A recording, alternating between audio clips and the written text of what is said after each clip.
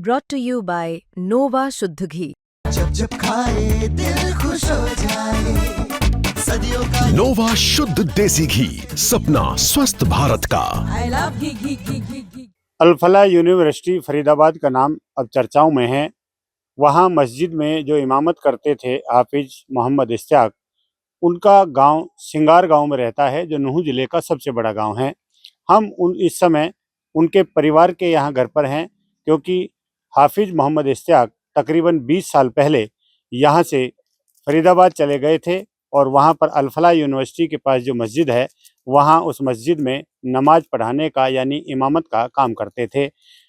मौलाना इश्तियाक के 5 भाई हैं, उनमें से 2 भाई इस समय हमारे साथ मौजूद हैं, हाफिज मुबीन और हाफिज सद्दाम। हाफिज जी, आपके जो भाई गिरफ्तार हुए हैं, आपको कैसे पता लगी उनके बारे में, और क्या आपको यकीन है कि आपका भाई इस तरह का काम कर सकता है? नहीं सर, वो ऐसे कभी नहीं कर सकता। हमें तो खबर सुनी थी मोबाइल पे, उस वजह से मालूम हुआ। हमें ये भी नहीं पता था बात, पहले तो मोबाइल पे खबर के कारण पता पड़ा उसकी। आपका भाई कितने साल पहले यहाँ से गया था? वो क्या गांव में आता जाता रहता था? कुछ पता है उसके बारे में, क्या कहेंगे? नहीं, वो तो 20 साल पहले यहाँ से चला गया था, मगर वो आता जाता है 2 महीने 4 महीने मिलने के लिए माँ से। तो आप 5 भाई हैं, आप क्या क्या करते हैं? खेती बाड़ी काम करते हैं, जमींदार करते हैं, मजदूरी करते हैं और इमामत करते हैं। एक और भाई उनके हैं हाफिज मुबीन। हाफिज मुबीन यहीं पर गांव में इमामत करते हैं और मजदूरी का काम यानी खेतीबाड़ी का काम भी संभालते हैं।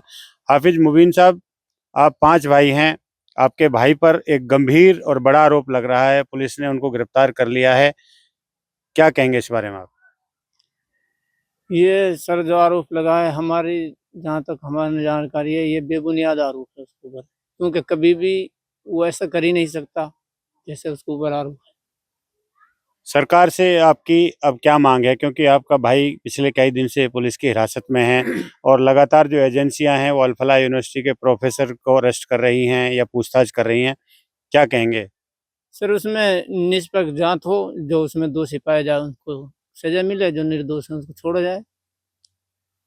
हमें आपकी माँ भी जीवित हैं, माँ को कैसे पता लगी, आप लोगों को कैसे पता लगी? माँ अब क्या कह रही है, क्योंकि वो बोल नहीं पा रही? असल में माँ की उम्र काफ़ी ज़्यादा है, कुछ उसके जैसे मीडिया के माध्यम से हमें पता लगा खबरों के, तो हमने अम्मी को बताया, तो वो थोड़ा और ज़्यादा सदमे में है, इस वजह से वो बीमार भी रहती हैं। तो जो आपके भाई का परिवार है, आपकी भाभी हैं, उनके जो बच्चे हैं, इसके बाद आपका उनसे कोई संपर्क राब्ता हुआ है? कोई पुलिस का या किसी अधिकारी का कोई फोन वोन आपके पास आया? नहीं नहीं, हमारा न बच्चों से न उससे किसी से कोई राब्ता नहीं हुआ। राब्ता तो इस मामले से पहले से ही हमारा राब्ता तकरीबन शायद महीना 20 दिन पहले से ही हमारा कोई राब्ता नहीं हुआ उससे। सिंगार गांव में आपका परिवार रहता है, कितने दिन पहले यहाँ पर मौलाना साहब आए थे और किस काम की वजह से आए थे? क्या परिवार से माँ से मिलने आते थे? वो सर अब ये तो कन्फर्म मालूम नहीं है वो कब आए थे, शायद कि उसको तकरीबन 2 महीने 3 महीने हो गए हों। वो अम्मी से मिलने के लिए ही और बस आते हैं, उससे उसका कोई काम नहीं है यहाँ पे, तो ना उसका कोई कारोबार है ना कुछ है, जो भी कुछ है उसका वो वहीं पे है सब। मोहम्मद इश्तियाक तकरीबन 20 साल पहले यहाँ से अल-फलाह यूनिवर्सिटी फरीदाबाद के लिए गए थे और वहाँ मस्जिद में इमामत करते थे। तकरीबन 2 महीने पहले अपनी माँ से मिलने के लिए सिंगार गांव जरूर आए थे और यदा-कदा ही सिंगार गांव में अपने परिवार से मिलने के लिए आते थे। परिवार के लोगों को यकीन नहीं हो रहा है कि उनका लाडला इस तरह का काम कर सकता है।